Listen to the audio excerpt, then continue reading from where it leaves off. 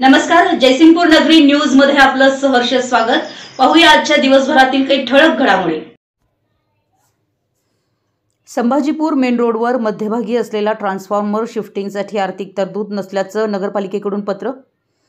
Sambhajipur main road Jaysingpur या रस्त्यावर मध्यभागी असलेल्या ट्रान्सफॉर्मरमुळे अपघात होऊन जीवितहानी होण्याची शक्यता असल्यानं सदर ट्रान्सफॉर्मर तातडीने सुरक्षित ठिकाणी हलवावा याबाबतचं निवेदन आम आदमी पार्टीच्या वतीनं 12 फेब्रुवारी 2025 रोजी मुख्याधिकारी जयसिंगपूर नगर परिषद यांना देण्यात आलं होतं।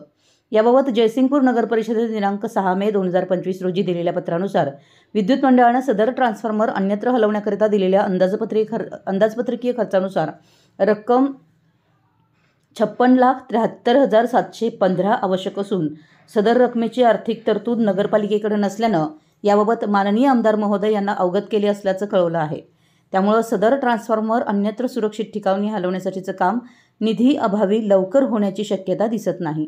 त्यामुळे याबाबत आमदार महोदय यांनी तातडीने निधी उपलब्ध करून देण्याची आवश्यकता आहे। आमच्या जयसिंगपूर नगरी न्यूज चॅनलला लाईक करा, सबस्क्राइब करा आणि हो, स्क्रीनवर दिसत असलेला व्हॉट्सअप नंबर तुमच्या मोबाईलमध्ये ॲड करा। पाहत रहा जयसिंगपूर नगरी न्यूज चॅनल।